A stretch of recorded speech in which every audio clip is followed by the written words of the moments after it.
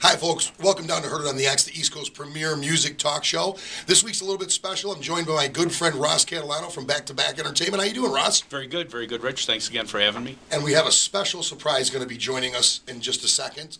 Friend of yours and just a legend. Absolute legend. Iconic frontman, often referred to by peers and fans as the voice of rock and soul, I like to say. Paul Rodgers from Bad Company is going to be joining us. Absolutely. And this is, Paul's one of those guys that when you're looking at a biography of him, you really don't realize all the things that this guy's done, and the fact that he's still out there just loving what he does is incredible. Absolutely. I mean, you can see just by his performances, which, by the way, is still an amazing voice, even after over 40 years of being on the road. Fronted some of the biggest bands in the world, Bad Company, Free, The Firm, and was able to let Brian May and Roger Taylor go back out on the road and perform the Queen music for 2 world tours and an album. I honestly think my favorite voice in rock and roll is Paul's. Absolutely. And just really quickly for the listeners out there, he's written, recorded, produced, or released 30 albums. 30, that's an incredible feat right there. Since 1968, sold over 90 million albums, formed 3 bands, Free, Bad Company, and The Firm. And there's other bands in there too. Yep, I mean, yep. The Law with...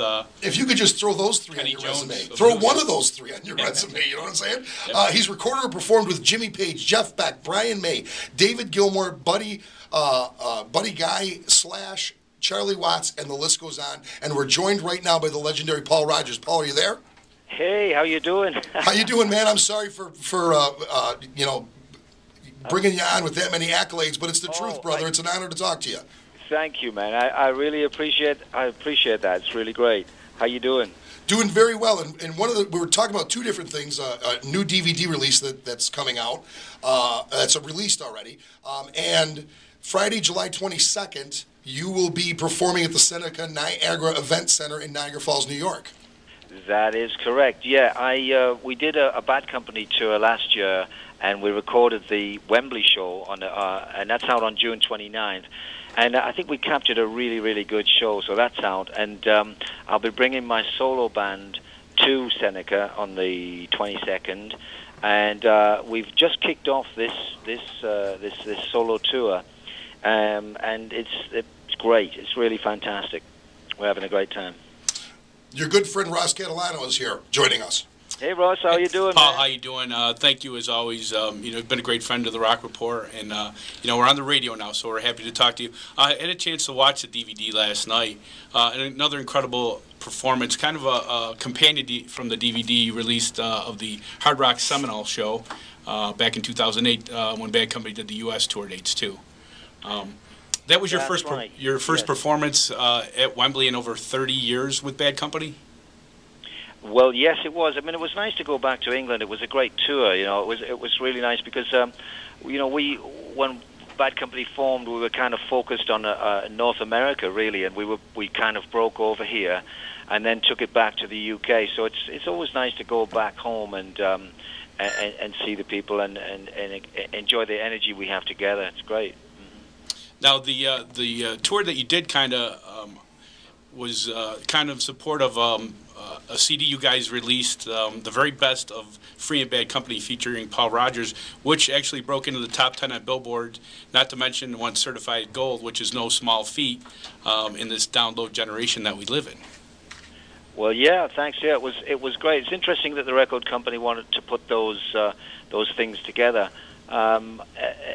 When I go out and play with Bad Company, I keep this set strictly Bad Company, the catalog from the Bad Company. And when I play solo, I tend to do songs from that I've written with Free or with Bad Company and with The Firm. And so it's a bit of a broader picture. That's kind of the difference between the two. But yeah, I mean, it was received very well, and we're very happy with that. So, Paul, I gotta ask you this: 40 years in rock and roll, no signs of slowing down. How fun is your life right now? I mean, it's got to be just a riot. You can pretty much do whatever you want to do. Are you just having a riot right now? Well, you know what? I mean, I've spent a lot of time, Rich, trying to get to a point where I actually can be in control of my life. That's probably the reason why I've formed so many bands. Free with Paul Kossoff and Bad Company with Mick Ralphs, and then The Firm with Jimmy Page, and then just kind of moved on because I find that you've got to control your own career if you're going to control your life, and it's so nice to be able to say if someone calls up and say, hey, do you want to come tour in Japan, or how about a tour of England, or this, that, and the other, I can say, yeah, let's go, and there's a lot of freedom in my life now, which I've kind of struggled to achieve. And it's a good time for me right now. There's a saying, when people say that you're lucky, there's a saying, you make your own luck, and I think it's exactly what you're talking about. I mean, if you're in control of what you're doing, you're passionate about what you're doing, you keep doing what you're good at, you're really making your own luck. Let me ask you a question about modern times, though. When you see, like, the pressures that are put on modern artists, the younger generation, do you, from the point you're looking at now, look back? I mean, do you ever just want to call up an Amy Winehouse or a Lady Gaga and say, slow down, take it easy, and things will work out, or do you, Yeah. You know what? Actually, yeah, I look at Amy Winehouse and I think, my God, what a great talent! What an unbelievable, Paul. I agree with you. She's such a talent. I mean, and the poor kid is just falling apart. It's just, I know. Makes me sad. She is so awesome, and you've got to look at it, and you've got to find your own equilibrium. I do think that I went through all the rock and roll years of partying every night and doing all that kind of stuff, and I found that at the end of the day, if I wanted to really perform my best, I had to keep it together. So that's what I do now. I focus on being as healthy as I can, because I do think your health is your wealth. Actually, that's how rich you are. That's how well you're doing. Is how healthy you can maintain. Is that true, Paul? Because then I'm broke. Yeah. Are you kidding? What's up? What you doing? What I'm saying is, it's funny because I was saying this to Ross. Phil Collins, a good friend of the show, and we see Phil a lot. And Phil, you and Phil are just an incredible physical specimens. You take really good care of yourself, and sometimes when I'm standing next to him, I just feel like I'm getting fatter by the second. So I really kudos to you for taking great care of yourself, and thank God. I mean, it's you're a treasure. We want you around forever. Thank you, mate. Thank you. Well, that's really kind of you to say. So I think with Phil, his job is going to keep him fit, isn't it? Because drumming is, you've got to be pretty healthy to do that job.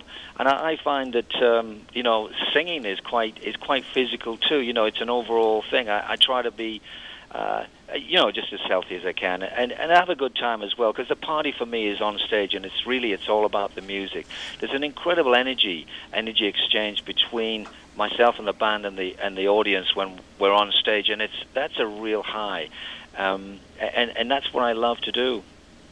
How do you keep the voice in shape? I mean, the body's in shape. Is it they just go hand in hand?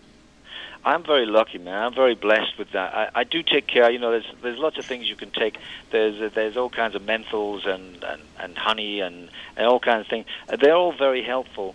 But really, it's a matter of doing it. Really, I think I don't do too many shows a year. I do about 20 to 30 shows a year, and that keeps it fresh for me and the band and the audience too. The fans, and it's really all about the fans. Really, that's where the energy is. Well, it's fantastic. Paul, speaking of your illustrious career, every few weeks I'll check paulrodgers.com, and it seems you're continuously bestowed with award after award for your contributions in music. Most recently, you received the Ivan Novelli Songwriting Award for outstanding contributions to British music. Tell us about that prestigious honor. Well, I was the Ivan Novello. I was absolutely amazed at that because it kind of came out of the blue. For just a kid from Middlesbrough, I find it incredible for my peers to tell me I actually influenced British music. Which is it's something else. Chris Blackwell, the founder of Island Records, flew over from Jamaica to present the award, and I'm sitting at the table with a lot of celebrities and Jimmy Page, and we're sitting there chatting about old times and new times and everything. It was a really wonderful night. Nice. New times. Wait a minute. Tell me about the new times. Any new times with you and Jimmy Page? Well, we're always talking about doing something. I mean, he said to me he had some footage of some of the shows we did, and how about putting that together and. Well, you see, because what happens with footage is that it gets very fragile after a number of years. So I believe you have to kind of bake it or something to make it work. So he said, how about we take a look at that? And so we may do that, and there may be some more footage. So this is actual film footage, then, if you're going to bake it? You know what? I'm not very clear on that, but I think you have to do something with it anyway. Yeah, you do. He's telling me that it's there, and we could maybe look at it and potentially, release it, I guess. Now, I know you did 2 albums with the firm. Is there anything laying around that you maybe didn't make one of the records that might eventually come out? Something like an outtake or something? Yeah, outtakes from those sessions. Yeah, well, there probably are hundreds of outtakes because we were jamming all the time. I mean, that's how it started, really. That's how a lot of these, a lot of everything starts. It kicks off with a jam.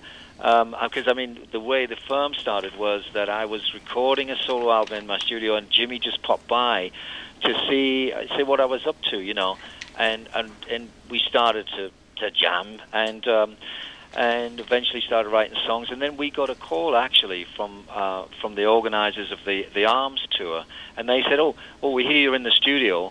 How they heard we were in the studio, I don't know, because we weren't really officially in the studio or anything. Can you put a band together and come out to the States? And so that's how we kicked off with the firm, really. So these things kind of, they're very spontaneous in lots of ways, Yeah. That's fantastic. We've got to take a quick commercial break. When we come back on the other side, we're going to have more with Paul Rodgers. Stick around, folks.